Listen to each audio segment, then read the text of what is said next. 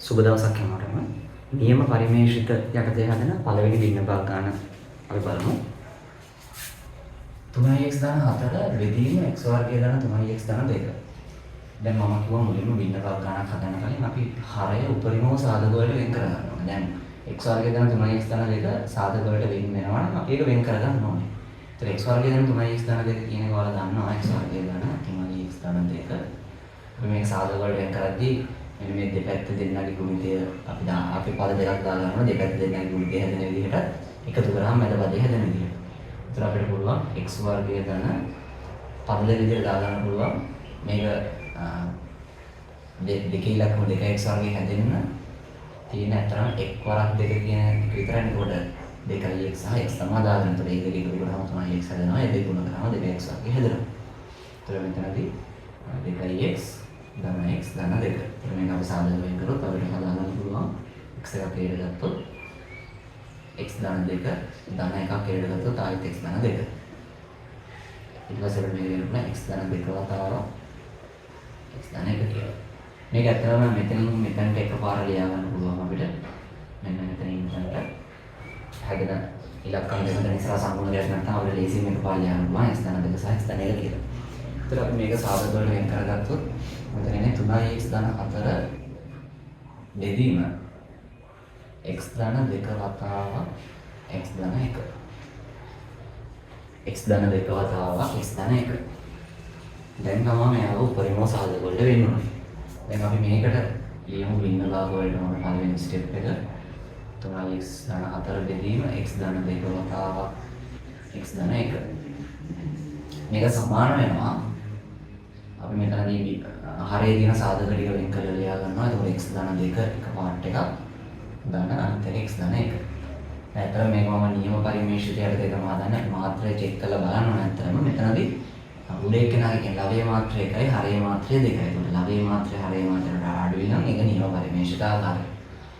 ඒතර මෙතනදී මාත්‍රය එකක් නම් ඊට වඩා එකක් මාත්‍ර එකක් අඩු පදයක් තමයි අපි සාධාරණ වශයෙන් මෙතන ගන්න. එතකොට මෙතනට කැපිටල් A මෙතනත් මාත්‍ර එකක් ඉන්න දැන් අතර නියත පදයක් එතනත් කැපිටල් B මාත්‍ර එකයි නේද? ඒක එකක් අඩු පදයක් තමයි මෙතන වැටෙන්නේ. එතකොට මේක අපි හරස් ගුණ කරනවා. අපි මේ මුළු දෙපැත්තම ගුණ කරනවා x ධන 2 වතාවක් x ධන 1කින්. එතකොට අපිට දෙනවා 3x ධන 4 සමානයි. මෙතන මම දැන් එකපාර ලියන්නම්. අපි කලින් එක්සැම්පල් රියැක්ෂන් එකක් කරපෙකින් මම මේක වැඩි කරලා පෙන්නනවා කලින් වීඩියෝ එකේ. තියරි ටික ඩිස්කස් කරද්දී මෙතනදී මම මේක x ධන 2 වතාවක් x ධන 1කින් වැඩි කරද්දී x ධන 2ට x ධන 2 කැපිටල් ගිහිල්ලා x ධන 1 විතරක් ඉතුරු වෙන්නේ. ඒ වතාවක් x ධන 1. ඒ වතාවක් x ධන 1 ධන d වතාවක් මෙතනත් මම පොඩක් ස්ටෙප් එක ගණන් ලියලා පෙන්නන්නම්. x ධන 1 වතාවක් x ධන 2 බෙදීම x ධන 2 මෙතන ධන d වතාවක් x ධන 1 වතාවක් x ධන 2 බෙදීම x ධන 1. මම මේක ලියද්දී x ධන 1 මොනවද ලියලා x ධන 2 දෙන්න හැටියෙන් තියෙන ඒක ප්‍රශ්නයක් නැහැ. මොකද අපි ගුණිතයක් තිබ්බම මොන පදේ මුල් ලියුවත් එහෙම වෙනසක් වෙන්නේ නැහැ. x ධන 2 x ධන 2 කැපෙනවා. මෙතනදී x ධන 1ට x ධන 1 කැපෙනවා. ඒක අපිට මේ ස්ටෙප් එක 3x ධන 4 සමානයි. මෙතන මම මේකෙන් වැඩි කරලා ලියුවොත් ax ධන a ධන මෙතන dx ධන 2b. ඊට පස්සේ අපිට පුළුවන් එක ජාති දේවල් දෙක ගන්න 3x ධන 4 සමානයි x පද ගත්තොත් a ධන b x ධන නියත පද ගත්තොත් a ධන 2b. ඊට පස්සේ අපිට අනුරූප සම්මූලක සසඳන්න දෙන්නේ. ඒතකොට x පද x වල අනුරූප සම්මූලක සසඳුවොත් මේ පැත්තේ a ධන b දෙනවා. a ධන b සමාන වෙනවා 3ට. අපිට වෙනවා මෙතන x වල සම්පූර්ණ 3යි මෙතන x වල සම්පූර්ණ a ධන b. නියත පද ගත්තොත් නියත පද මේ පැත්තේ a ධන 2යි b a ධන 2යි b සමාන වෙනවා 4ට. එතකොට අපිට මෙතන මේක පළවෙනි සමීකරණයක් මේක දෙවෙනි සමීකරණයක් කියලා ගන්න පුළුවන්. ඊට පස්සේ මම මේ සමීකරණ දෙක විසඳලා a b පද දෙක හොයාගන්න ඕනේ. නොදන්න පද ගන්න සමීකරණ තියෙනවා. මම මේ දෙක එකිනෙකට අඩු කරොත් a ට කැපිලා මම අංක දෙකෙන් අංක එක අඩු කරනවා. එතකොට හැදෙනවා a ධන 2යි b අඩු කිරීම a ධන b. ඒතර අඩු කරද්දී මේ දෙන්නගේම ලකුණට ඒක බලපානවා. එතකොට මෙතනටත් ඍණ වැඩිනවා මෙතනටත්. ඒ කියන්නේ මේක ඍණෙන් වැඩි වෙනවා වගේ වැඩක් තමයි වෙන්නේ. එතකොට ඍණ a ඍණ කියලා වෙනස් වෙනවා. සමානයි 4 ඍණ 3. මෙතන ඍණයට ධනය කැපිලා යනවා. ඒතකොට 2යි b ගෙන් b ගහම b වෙනවා. b සමාන 1යි දෙනවා.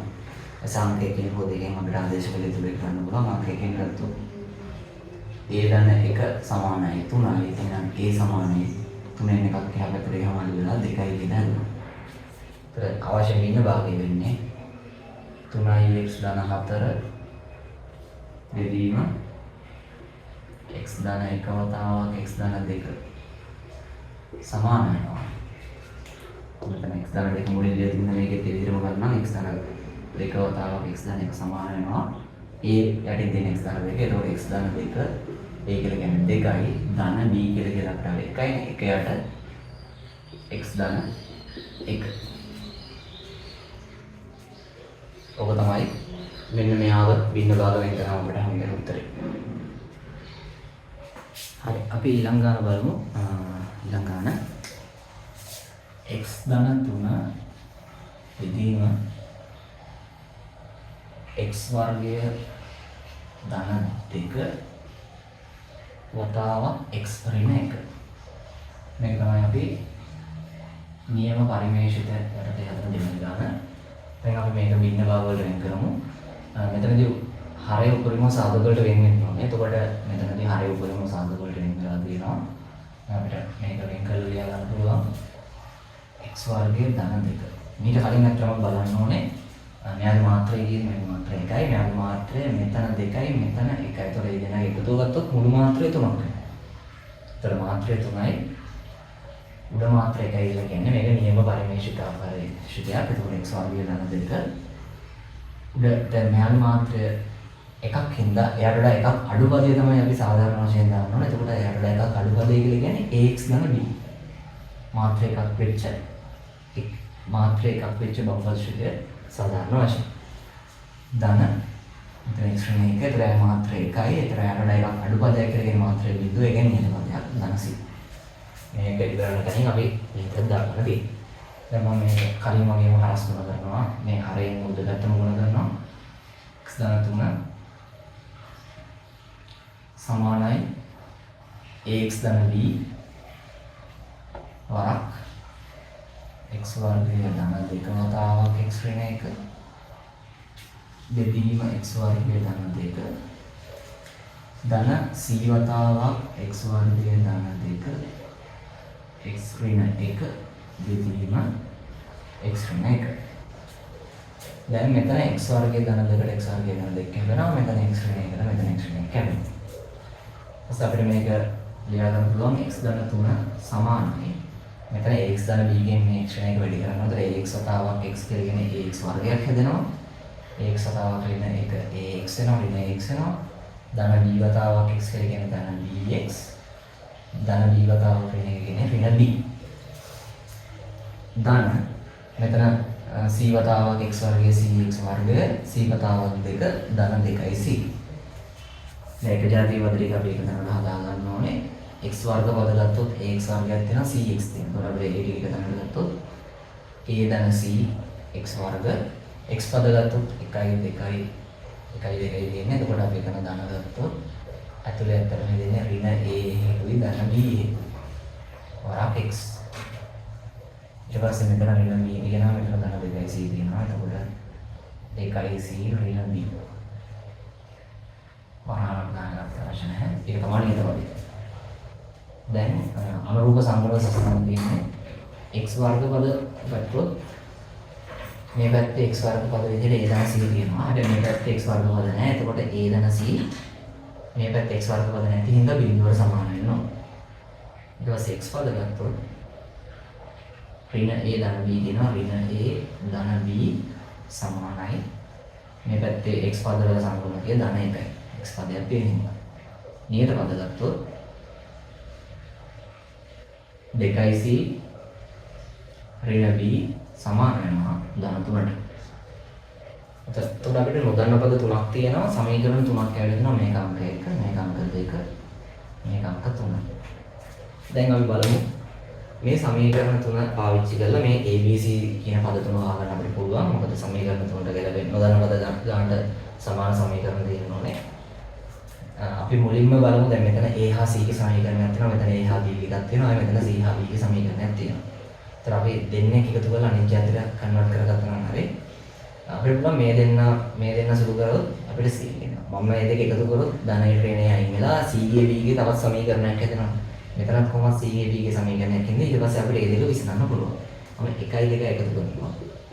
1 2 එකතු කරන්නේ එතකොට A කැපිලා ගිහිලා B ගේ C ගේ එක සමීකරණයක් හැදෙනවා. මෙතනත් සමීකරණයක් ඉන්නින්ද මේ හැදෙන සමීකරණය මෙයයි පාවිච්චි කරලා අපිට BC හොයාගන්න පුළුවන්. 1 2 එකතු කරාම ඍණ 1 ධන 1 කැපිලා යනවා. C B ධන C වෙනවා. මෙතන බිඳුව 1 එකතු කරාම එකක් කරගන්න. මේක තමයි අපේ හතරවෙනි සමීකරණය. දැන් 4යි 3යි එකතු කරා නම් ඍණ B ධන B කැපිලා යනවා. එතකොට 3 ධන 4 ඍණ B ධන B කැපිලා ගිහලා 2යි C ධන C 3යි C වෙනවා. 3යි 1යි 4ක් හැදෙනවා. ඒතර අපිට C වලට එන්නේ භාග සංඛ්‍යාවක් 4 බෙදීම 3යි. දැන් අපිට මේක ගිහිල්ලා 4ට හරි 3ට හරි ආදේශ කරන්න පුළුවන්. මම අංක 4ෙන් ගන්නවා. අංක 4ෙන් අපිට ගන්න පුළුවන් B ධන 4 බෙදීම 3 සමානයි 1යි. ඒතර B සමානයි 1 ඍණ 4 බෙදීම 3 පොදු හරයක් ගත්තොත් මෙතන 3යි 3න් 4ක් ගියහම ඍණ 3න් 4ක් අඩු කරොත් ඍණ 1යට 3යි කියලා හැදෙනවා. ඒතර B කියන්නේ ඍණ 1යට 3යි. ඊට පස්සේ අපිට C හොයාගන්න පුළුවන්. BC දෙනවා දැන් අපි කරලා තියෙන්නේ. දැන් අපි A හොයාගන්න මේ සමීකරණ දෙකෙන් එකකට ගිහලා ආදේශ කරන්න තියෙන්නේ. අංක 1ෙන් මම ගන්නවා. A ධන C කියලා කියන්නේ 4 බෙදීම 3යි සමානයි 0. ඒතකොට අපිට එනවා A වලට උත්තරේ ඍණ 4 බෙදීම 3යි කියලා. ඔන්න අපි A තෙවුවා B තෙවුවා C තෙවුවා. දැන් අපිට අවශ්‍ය වෙන භාගට ලියා ගන්න පුළුවන්. x ධන 3 බෙදීම x වර්ගය ධන 2 වරක් x ඍණ 1 සමානයි මෙතන A සහ BC ABC වලට අපි හොයාගත්ත අගයන් ටික ආදේශ කරන්න ඕනේ. එතකොට A කියලා ඍණ 4 බෙදීම 3යි. ඍණ 4 බෙදීම 3 වතාවක් x ධන B කියලා කියන්නේ ඍණ 3න් 1යි. ඍණ 3න් 1 බෙදීම x වර්ග ධන 2. ධන C කියලා කියන්නේ 4 බෙදීම 3යි. 4 බෙදීම 3 බෙදීම x ඍණ 1. අපිට මේ බෙදීම 3 මේ දෙන්නට පොදු විදිහින් දෙක අපිට ලියා ගන්න පුළුවන්. ඍණ 4යි x ඍණ 1 බෙදීම 3 වතාවක් x වර්ග ධන 2 ධන 4 බෙදීම 3 වතාවක් x ඍණ 1. ඔන්න මේ දෙන්නේ මෙන්න මෙහාගේ බින්න භාග. හරි අපි ඊළඟට හදමු නියම පරිමේෂිත යටතේ ඒ කියන්නේ ලවය මාත්‍ර හරය මාත්‍රට අඩු අවස්ථාව යටතේ හදන තුන්වෙනි ගාන 3x වර්ග ධන 2 බෙදීම x ධන 1 පූර්ණ වර්ගයේ වතාවක් x ඍණ 3. හරි. දැන් මෙයාගේ මාත්‍රය චෙක් කරොත් මෙයාගේ මාත්‍රය මෙතන මාත්‍රය ඇතුලේ මාත්‍රය එකක් වුණාට එළියේ වර්ගයක් තියෙන විතර මාත්‍රය දෙකක් වෙනවා. මෙතන මාත්‍රය ගැතර මුළු මාත්‍රය 3යි. මෙයාගේ මාත්‍රය ගත්තොත් එයාගේ මාත්‍රය 2යි. ඒතර උඩ ලවයේ මාත්‍රය හරයේ මාත්‍රයට අඩුයි කියලා කියන්නේ මේක නියම පරිමේෂිතයක් සාමාන්‍ය ආකාරයේ දින භාගයක්. ඒතර අපිට මෙතනදී අපි උපරිම සාධක වල වෙන වෙලා තියෙන්නේ පුනරාවර්තන සාධක දින වලට පේනවා. මෙතන x ධන 1 පූර්ණ වර්ගයක් තියෙනවා. එතකොට අපි මේ සියලුම පුනරාවර්තන සාධක මේකේ අපි වෙන් කරලා ලියාගෙන ඉඳි ලියන්න ගන්න ඕනේ. ඒතර x ධන 1ක් ලියන්න ඕනේ. අපි x ධන 1 පූර්ණ වර්ගයක් ලියන්න ඕනේ. එසේ x ධන 3කුත් තියෙනවා. x ඍණ 3කුත් තියෙනවා. හරි. දැන් අපි මෙතන පුනරාවර්තන සාධක වල අදාළ පාඩ එක මම කියවනේ දැන් මෙතන මාත්‍රය වල ඊට වඩා එකක් අඩුපදේ තමයි මෙතන දාන්නේ කියලා. හැබැයි පුනරාවර්තන සාධක ගත්තොත් දැන් මෙයාගේ මාත්‍රය දෙකක් වගේ වෙනවනේ. හැබැයි අපි එතනදී බලන්නේ මොකද වෙන්නේ? මෙතන මෙයාගේ සියලුම සාධක ලියන්නේ හින්දා අපි එතකොට බලන්නේ මෙයාගේ ඇතුලේ බලය දිහා කියන්නේ. මෙයාගේ ඇතුලේ එයාගේ මාත්‍රය මොකක්ද කියන එක. ඒතර මෙතන ඇතුලේ x වල පදයක් තියෙන අතර මාත්‍රය එකක් හින්දා යට වඩා එකක් අඩුපදේ කියලා කියන්නේ සාධාරණ වශයෙන් නිත පදයක්. මෙතන ගියොත් එතනත් ඇතුලේ මාත්‍රය තමයි අපි බලන්නේ. එළියේ බලය ගැන බලන්නේ නැහැ. ඒතකොට ඇතුලේ මාත්‍රයට එකක් අඩුපදයක් කියලා කියන්නේ ඒත් නිත පදයක්. මෙතනත් මාත්‍ර එකයි. ඒතර යටතට එකක් අඩුපදයක් කියලා කියන්නේ එතනත් නිත පදයක්. ඒ විදිහට තමයි මේක හැදෙන්නේ. පුනරාවර්තන සාධක පාවිච්චි කරපු ගානක් මේකේ තියෙන්නේ. හරි. ඊට පස්සේ දැන් අපි මේක සුළු කරලා මේ ABC සෙට් එක හොයාගන්න ඕනේ. හරි අපි දැන් බලමු කොහොමද ABC ටික හොයාගන්නේ කියලා. මම මේක කලින් වගේම හරස් මුල කරනවා 3x වර්ග ධන 2 සමානයි හරස් මුල කරනවා කියන දෙපැත්තම මෙයාගෙන් වැඩි කරනවා කියන එකක් වෙන්නේ. එතකොට මෙතනදී මම එකපාර ලියන්නම් අපි මෙතන මේකෙන් මේක වැඩි කරාම x ධන 1 එකක් කැපිලා යනවා.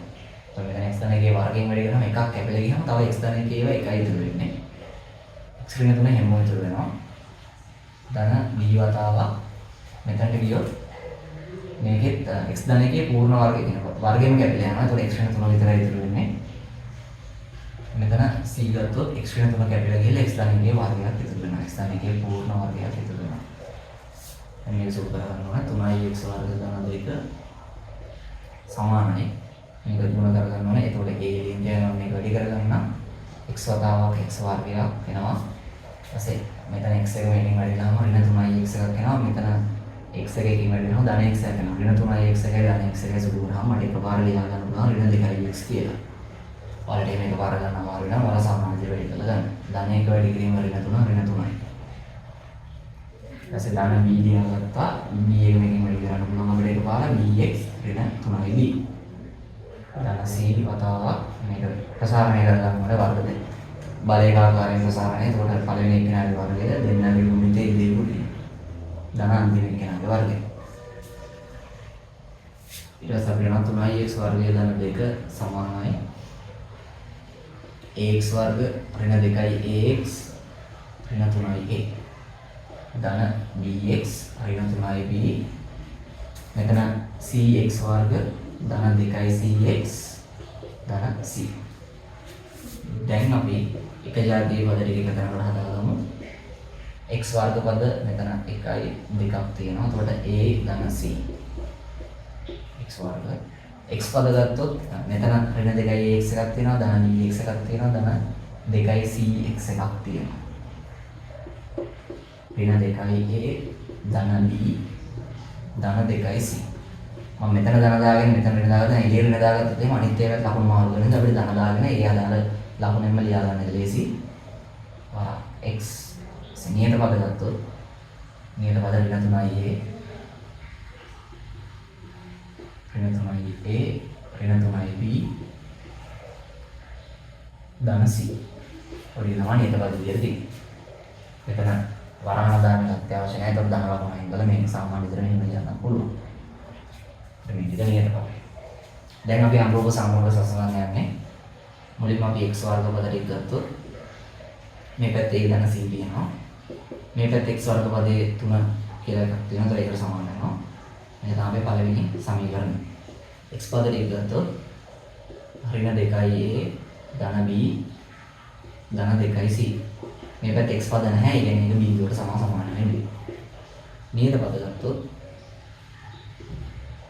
ඍණ 3යි a ඍණ 3යි b ධන c සමානයි 2යි. ඔක තමයි අපේ තුන්වෙනි සමීකරණය. දැන් අපිට මෙතන හොඳනපත් තුනයි සමීකරණ තුනයි. දැන් මේක අපිට a ගේ c ගේ තනි සමීකරණයක් ලැබිලා තියෙනවා. ඒතර අපි try කරනවා නම් මේ දෙන්න පාවිච්චි කරලා a ගිනුත් a ගේ c ගේ තව සමීකරණයක් හදාගෙන b අයින් කරගත්තා නම් තවත් a ගේ c ගේ සමීකරණයක් ඇවිල්ලා මෙයත් එක්ක අපිට ඒක විසඳන්න පුළුවන්. මේකේ b වල සංගුණකයේ 1යි ධන 1යි මේකේ b වල සංගුණකයේ ඍණ 3යි. එතකොට මේක 3ෙන් වැඩි කරලා මේකට එකතු කරා නම් ඍණ 3යි b ධන 3යි b කැපිලා යනවා. 2 වැඩි කිරීම 3 ධන 3 කියන මොන ලියනවා. මේක 3ෙන් වැඩි කරලා ලියවමු ඍණ 6යි a ධන 3යි b ධන 6යි c එකතු කිරීමක් හින්දා මේ ලකුණු ටික වෙනස් වෙන්නේ නැතුව එහෙම වෙනවා. ඍණ 3යි a ඍණ 3යි b ධන c සමානයි. මේක 3ෙන් වැඩි කරලා බිඳුවමයි බිඳුව ධන 2 දෙකම තමයි. ඒතර මෙතනදී ධන 3යි b ට ඍණ 3යි b කැපිලා යනවා. ඍණ 3යි a ඍණ 6යි a සුළු කරාම ඍණ 9යි a වෙනවා. ඍණ 9යි a 6යි c c එකතු කරාම ධන 7යි c වෙනවා. සමානයි 2. මේක තමයි අපේ හතරවෙනි සමීකරණය. දැන් 1යි 4යි සුළු කරගත්තා නම් හරි අපි එක්ක 9ෙන් වැඩි කරා නම් ඍණ 9යි ඊට ධන 9යි කැපිලා යනවා. ඒතර 1 වැඩි කිරීම 9 ධන 4. ඒතර 9යි a ධන 9යි c ඍණ 9යි a ධන 7යි c 9 27යි 27 ධන 2. 9යි ඊට ඍණ 9යි ඊට ධන 9යි කැපිට යනවා. 9යි c ධන 7යි c කැපිට යනවා 16යි c කියලා. 16යි c සමානයි 29යි. එතකොට මේක කුඩා වෙන්නේ. එතකොට අපිට දෙන්නේ c සමානයි 29 බෙදීම 16 කියලා. භාග සංඛ්‍යාව විදිහට තියන්න උත්තර. දැන් අපි මේක ගිහලා ආදේශ කරමු අංක 1ට. අංක 1ෙන් අපිට ගන්න පුළුවන් a ධන 29 බෙදීම 16 සමානයි 3යි. එතන මේක අපි එහා පැත්තට දාමු. එතකොට අපිට a සමානයි 3 ඍණ 29 බෙදීම 16යි. පොදු හරයක් ගත්තොත් 16 වරක් 3 48ක් එනවා. 48න් 29ක් අඩු කරන්න තියෙනවා. 48 ඍණ 29 බෙදීම 16. 8න් 9 ගියහම 18න් 9 ගියහම 9යි. එතන මේ පැත්තෙන් එකක් ගත්තා 3න් දෙකක් ගියහම 1යි. 19 බෙදීම 16 කියලා දෙනවා. එතකොට මේ දෙන්නේ c වලට ආපු උත්තරේ, මේ දෙන්නේ a වලට ආපු උත්තරේ. හරි. දැන් අපි a එකයි b එකයි a එකයි c එකයි වල දෙන. දැන් අපි b වල වැලියු හොයාගමු. එතකොට අංක 3 හරි 2 හරි අපිට පාවිච්චි කරන්න පුළුවන්. අංක 2 b විතර තනියෙන් ඉන්නෙන්ද මෙතන ඍණ 3යි b තියෙනවා. මම අංක 2 පාවිච්චි කරනවා. අංක 2කින් අපිට ගන්න පුළුවන් ඍණ දෙවාරයක්. a කියලා කියන්නේ 19 බෙදීම 16යි. 19 බෙදීම 16. ධන 2යි ධන b ධන 2යි c කියලා කියන්නේ දෙවාරයක් 29 බෙදීම 16. ඔක සමාන වෙනවා අංක 2 තියෙන අපිට බිඳුව. මෙතන දෙකට 2 එකයි 16 2 8යි. මෙතන දෙකට 2 එකයි 16 2 8යි. එතකොට අපිට b තනි කරගන්න පුළුවන්. මේ දෙක හැපැත්තට යවුවොත් b සමාන වෙනවා. මේ ඍණයේ හැපැත්තට යනම ධන 19 බෙදීම 8ක් වෙනවා. මේක හැපැත්තට යන ඍණ 29 බෙදීම 8ක් වෙනවා. ධන 19 ඍණ 29 සුළු කරාම ඍණ 10ක් එනවා. ඍණ 10 බෙදීම 8යි. ඒ කියන්නේ ඍණ 5 බෙදීම 4යි කියලා එනවා b වලට උත්තරේ. දැන් අපිට කියන්න පුළුවන් අවශ්‍ය බිඳුව වල 3x වර්ගය ධන 2 බෙදීම x ධන 1 වර්ගය වතාවක් x ඍණ 3 සමාන වෙනවා. a කියලා කියන්නේ 19 බෙදීම 16. ඒතර 19 බෙදීම 16 කියන මම ඉගෙනට දාලා 16 වතාවක් x ධන 1 ධන b කියලා කියන්නේ අපිට ආවේ ඍණ උත්තරයක්. ඒතර ඍණ 5 බෙදීම අපිට ඒ ඍණ මෙතන ගන්න පුළුවන්. ඍණ 5 බෙදීම 4 වතාවක් x ධන 1 පූර්ණ වර්ගය. c වලට ආවේ ඍණ ධනාන්තරයක්. එතකොට ධන 29 බෙදීම 16 වතාවක් x ඍණ 3. මෙයාගේ භින්න භාග තමයි අපිට හම්බුනේ.